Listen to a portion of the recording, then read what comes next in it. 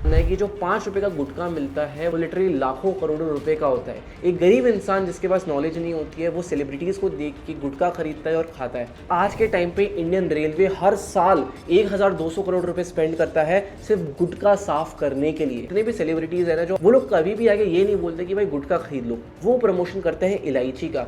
लेकिन जो इलायची का पैकेट है और जो गुटखा का पैकेट है वो एग्जैक्टली सेम दिखता है। जिस मिल्क माफिया को पकड़ा उनका दूध गाय से बनता ही नहीं था।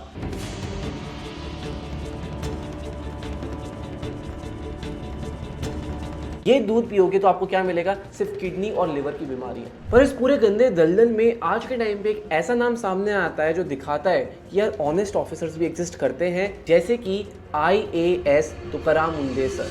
अभी एग्जैक्टली कितने ऑनेस्ट है ये तो हम लोग बाद में डिस्कस करेंगे, लेकिन इनकी ऑनेस्टी का इनको रिवॉर्ड क्या मिला? सिस्टम ने इन्हें 21 साल के अंदर 25 बार ऑलरेडी ट्रांसफर कर चुका है। लेकिन ट्रांसफर में ऑनेस्टली इनका कुछ बिगाड़ नहीं पाया, क्योंकि ये जहां पे जाते हैं उस डिपार्टमेंट के लोग अलर्ट हो जाते हैं, वहां के इलीगल माफियाज डरने लग जाते हैं, बड़े कॉन्ट्रैक्टर्स डरने लग जाते हैं। आज के इस वीडियो में हम लोग डिकोड करेंगे कैसे IAS तुकाराम मुंडे ने पूरा सिस्टम हिला रखा है। सो इसी नोट पे ये वीडियो शुरू करते हैं। This is your host Arpit Sharma and now let's deep dive into the video. Bollywood के 3 बड़े सितारे शाहरुख खान, अजय देवगन और tiger Shroff. The Maharashtra FDA wants these actors to explain the ad. Tukaram Munde. Tukaram Munde. Today, Tukaram Munde, he is of course the commissioner of the FDA. वो कोई बहुत बड़े परिवार से नहीं आते, वो मारवाड़ा के बीड़ जिले के एक छोटे से गांव ताड़सन से बिलोंग करते हैं, जो हमेशा डॉट्स और किसानी पे आए हुए स्ट्रगल्स के लिए जाना जाता है। इनफैक्ट मुंडे खुद अपने पापा के साथ कई बार मार्केट जाते थे सब्जियां वगैरह बेचने के लिए, और एग्जैक्टली इसी वजह से उन्हें फर्स्ट हैंड एक्सपीरियंस था कि ये सारी दिक्कतों से, भले वो वाटर स्केर्सिटी हो या एग्रीकल्चर प्रॉब्लम, इन सब की वजह से छोटे लोगों को क्या दिक्कतें आ सकती हैं। इंडिया में बचपन से ही बच्चों को बोला जाता है दूध पियो ताकत आएगी। पेरेंट्स सुबह सुबह उठते ही अपने बच्चों को 1 गिलास दूध देते हैं, ये सोच के कि ये उनकी हेल्थ के लिए काफ़ी अच्छा है, उनकी बोन्स के लिए काफ़ी अच्छा है, वो हाई इन कैल्शियम है, हाई इन प्रोटीन है। लेकिन तुकाराम मुंडे ने जिस मिल्क माफिया को पकड़ा उनका दूध गाय से बनता ही नहीं था। वो आता था लैबोरेटरीज से और फैक्ट्रीज से। अगले कुछ मिनट में आपको पता लग जाएगा कैसे ये स्कैंडल कितना डेंजरस है, सिर्फ बच्चों के लिए नहीं बल्कि अडल्ट्स के लिए भी। मुंडे सर ने जब रेड मारी तो उन्होंने लिटरली कहा कि उन्हें रिसीट ऑफ डेथ मिली है। ये लोग दूध में पानी नहीं मिला रहे थे, क्योंकि दूध में पानी मिलाना तो बहुत पुरानी टैक्टिक्स है। ये लोग कुछ नया कर रहे थे, कुछ अनोखा कर रहे थे। ये लोग खुद का सिंथेटिक मिल्क बना रहे थे। ये सुन के आपके दिमाग में एक सवाल आ रहा होगा, यार सिंथेटिक मिल्क एग्जैक्टली बनता किसका है? ये बनता है शैम्पू से, जिसकी वजह से झाग आता है, कॉस्मिक सोडा और डिटर्जेंट से, जिससे मिल्क की थिकनेस आती है, यूरिया और पेंट से, जिससे उसमें व्हाइट कलर लाया जाता है, रिफाइंड ऑयल डाला जाता है जिससे फेक फैट कंटेंट बने। सारी चीजें फेक ऐड करी जाती है, तो ये फाइनल में जो प्रोडक्ट आए वो एकदम ओरिजिनल लगे। सिंथेटिक और केमिकल मिल्क का प्रोडक्शन कैसा लाइन चलता है ये पता चला। One was supplying emulsifier along with skim milk powder, then there was caustic soda and there were other products including even shampoo was used. जब एक आम इंसान ऐसे टाइप का कुछ गलत काम करता है तो उसके दिमाग में एक सवाल आता है, यार मैं इतना बड़ा रिस्क ले रहा हूँ, लोगों की जान के साथ खेल रहा हूँ, बच्चों की जान के साथ खेल रहा हूँ, इसका रिस्क क्या है? लेकिन अपेरेंटली इस पर्टिकुलर धंधे में प्रॉफिट इतना ज़्यादा होता है कि लोग दिमाग से सोचते ही नहीं है। वो भूल जाते हैं कि वो किसी की लाइफ के साथ खेल रहे हैं। एक असली काऊ का जो मिल्क होता है वो लगभग 40 से 50 रुपीज़ पर लीटर में आता है। वहीं पे दूसरी तरफ ये सिंथेटिक केमिकल वाला मिल्क सिर्फ 15 से 10 रुपीज़ पर लीटर में बन जाता है। तो ये जो वेंडर्स सप्लायर्स होते हैं ये 10 से 15 रुपए में दूध बनाते हैं और उस सेम दूध को 50 से 60 रुपए का बेचते हैं बाय सेइंग इट कि ये ऑर्गेनिक है, नेचुरल है, इसको आप गर्म करोगे तो इसमें झाग आएगा, इसकी सफ़ेदी देखो, इसकी थिकनेस देखो।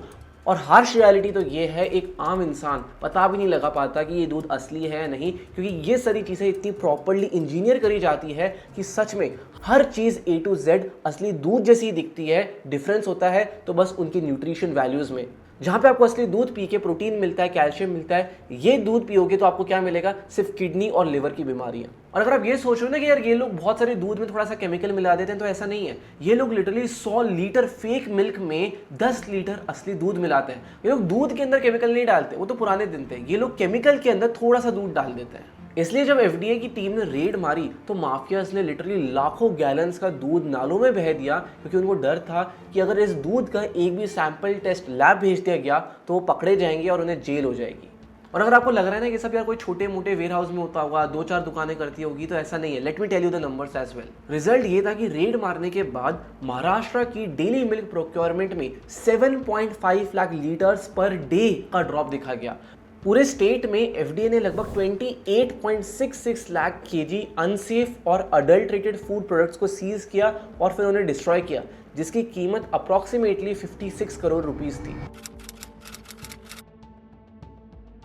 दूसरी तरफ अगर आप ऐसा सोच रहे हैं यार ये सब तो मेरे लिए चिंता करने की बात नहीं है, मैं तो अच्छा मिल्क पीता हूँ, अच्छे रेस्टोरेंट्स में खाता हूँ, then let me open your eyes as well. Bhindi Bazaar के मशहूर मुगलाई स्पॉट शामिर रेस्टोरेंट, नूर मोहम्मदी और रहमानिया, तीनों के किचन्स में ग्रीस बिल्डअप थी, अनहाइजीनिक कंडीशंस थी और पुअर फूड स्टोरेज मिला, जिसके चलते लाइसेंसेस टेम्पररी इमीडिएटली सस्पेंड कर दिए गए। और ये सारा सिर्फ लोकल रेस्टोरेंट्स की बात नहीं है, मुंडे सर ने डोमिनोज के भी 4 आउटलेट्स को सस्पेंड कर दिया गया बिकॉज वहाँ पे सीरियस फूड स्टोरेज के वॉल्यूशंस हो रहे थे। FDA has cracked down against 3 major restaurants in South Mumbai. So it's the Shalimar restaurant, Noor Mohammadi restaurant and Rahmani restaurant in South Mumbai. इसी के साथ अभी रिसेंटली बैंगलोर में भी बड़े बड़े 5 स्टार रेस्टोरेंट चेन्स की चेकिंग हुई थी और वहाँ पे जो फूड स्टोरेज मिला वो बिल्कुल भी अप्रोप्रिएट नहीं था। 5 स्टार तो दूर की बात है, वो लिटरली ठेले पे मिलने वाले खाने से भी कम हाइजीनिक था। इसी के साथ मुंबई की लेजेंडरी 100 साल पुरानी के रस्टम एंड को आइसक्रीम पार्लर पे भी उन्होंने रेड मारी और वो भी फेल हो गई। इंस्पेक्शन के वक्त वहाँ पे मक्खियाँ मिली, एक्सपायर्ड इंग्रेडिएंट्स मिले और लाइसेंस इसी वजह से तुरंत सस्पेंड हो गया। और सबसे डिस्गस्टिंग चीज़ जो उन्होंने पकड़ी वो ये थी कि भिवंडी के गोडाउन्स में एक्सपायर्ड फूड जो ऑलरेडी ख़राब हो चुका था उसको निकाला जा रहा था और बस नए पैकेट्स में शिफ्ट किया जा रहा था क्योंकि ऐसा लगे कि यह प्रोडक्ट अभी भी एक्सपायर्ड नहीं है। मुंडे सर खुद ऐसा कहते हैं कि कुछ किचन्स इतने हॉरिबल थे कि मैं उन्हें देख कर खाना भी नहीं खा सकता। ये सारी चीज़ें देख के लोगों ने उन पर सवाल उठाया और उन्हें बोला कि यार आप सिर्फ प्राइवेट होटल्स पर ही रेड क्यों मारते हो, कभी कोई पब्लिक इंफ्रास्ट्रक्चर, कभी कोई पब्लिक प्रॉपर्टी में क्यों नहीं करते। तो ये चीज़ सुन के उन्होंने सीधा बॉम्बे हाई कोर्ट के अंदर चल रही गवर्नमेंट कैंटीन्स पर छापा मारा और वहीं पे इमीडिएटली 2 कैंटीन्स को सील भी कर दिया गया क्योंकि उनके पास वैलिड लाइसेंस ही नहीं था। और यही वो इंसिडेंट था जिसके बाद महाराष्ट्र ही नहीं बल्कि ऑल ओवर इंडिया में उनकी बातें होने लग गई कैसे कि ये एक ऐसी पर्सनैलिटी है जिनको ना पैसे के लिए ग्रीड है और ना पावर से कोई डर। उनका सिंपल ये मानना है कि भले आदमी बड़ा हो, छोटा हो, बिजनेसमैन हो या पॉलिटिशियन हो, अदालत हो या नहीं हो, हर किसी के लिए जो लॉज हैं वो एकदम सेम है। अब दूध का जो स्कैम था वो तो आप लोग समझ गए। बात करते हैं फेक पनीर की, जिसे हम लोग बेसिकली एनालॉग पनीर भी कहते हैं, जो ऑफ्टन रेस्टोरेंट्स में मिलता है, किचन में मिलता है, साइलेंटली घुस जाता है और आप लोगों को खाने के बाद पता भी नहीं चलता होगा कि यार आपने रियल पनीर खाया कि फेक। इसको आप एक एग्जाम्पल से समझो। अमूल का बटर जो तुम जानते हो वो 100% मिल्क से बनता है, लेकिन स्ट्रीट पे जो डिलीशियस फैट स्प्रेड आपको मिलता है ना, उसी को ही हम लोग एनालॉग बटर कहते हैं, जिसमें दूध का 1% नहीं होता है, वो बनता है कंप्लीटली पाम ऑयल से। और ये ठेले वाले लोग आपको चूना लगा देते हैं ये बोल के कि यार ये बटर अमूल का है, और असली में उसकी पेरेंट कंपनी भी कई बार अमूल ही होती है। बस डिफरेंट ये होता है कि अमूल जो आपको बेचता है वो एक अलग प्रोडक्ट बेचता है, जो बाकी वेंडर्स को कुछ लोगों को बेचता है वो अलग बेचता है। क्या ये चीज़ करना इलीगल है? आंसर है नहीं, क्योंकि ये जो कंपनीज होती है ये इसे कभी भी रियल बटर की तरह मार्केट ही नहीं कर रही होती है। ये लोग हमेशा सप्लायर को जब बेचते हैं तो ये बोल के बेचते हैं कि यार ये एनालॉग बटर है, ये एनालॉग पनीर है। और जो वेंडर होता है उसे भी पता है कि वो फेक प्रोडक्ट खरीद रहा होता है क्योंकि उसको वो 3 गुना 4 गुना सस्ता मिल जाता है। लेकिन जब हम लोग खाते हैं हमें ना टेस्ट में पता चलता है, हमें ना टेक्सचर में पता चलता है और ना ही हमें क्वालिटी में डिफरेंस दिखता है। आप अभी के भी अगर जाके सर्च भी करेंगे ना क्या एनालॉग पनीर बनाना, क्या एनालॉग बटर बनाना इलीगल है, तो आंसर है नहीं। अगर उसको ढंग से मार्केट किया जाए, अगर उसको एनालॉग पनीर एनालॉग बटर की तरह मार्केट किया जाए तो वो लीगल है। दिक्कत बस ये है कि जब भी हम लोग बाहर खाते हैं हमारे वेंडर्स हमें कोई नहीं बताता कि यार ये चीज़ असली है कि नकली। Now let me tell you कि अडल्ट्रेशन किस लेवल का होता है और क्या क्या चीजें मिलाई जाती है इन सारी चीजों में। कुछ केसेस ऐसे भी हैं जहां पे लिटरली डिटर्जेंट यूज किया जाता है ताकि ऑयल और पानी चिपक जाए। एरेट पाउडर यूज किया जाता है ताकि फेक पनीर का वेट बिना दूध के भी डबल हो जाए। और finally diluted sulphuric acid use किया जाता है क्योंकि दूध को आर्टिफिशियल फटने में यूज हो।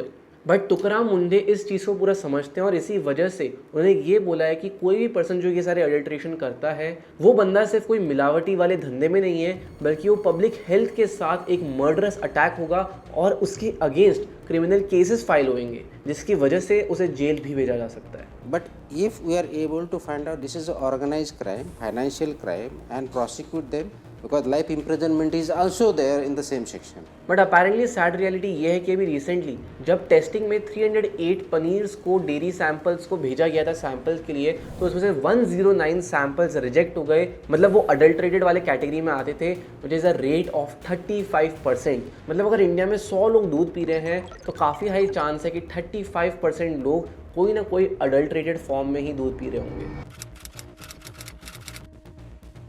जैसा मैंने वीडियो में पहले कहा था, तुकाराम के हिसाब से लॉ हर पर्सन के लिए सेम है और इसी वजह से उन्होंने सेलिब्रिटीज़ को भी नहीं छोड़ा।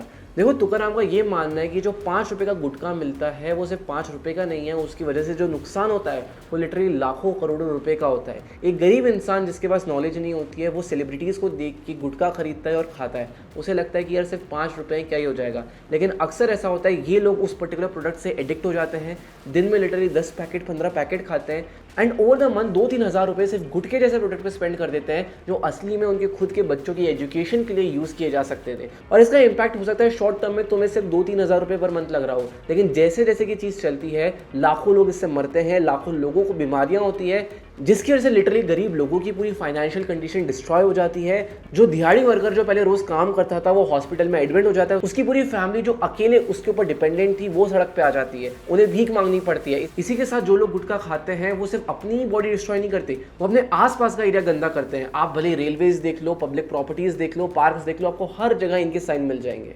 इनफैक्ट आज के टाइम पे इंडियन रेलवे हर साल 1200 करोड़ रुपए स्पेंड करता है सिर्फ गुटखा साफ करने के लिए।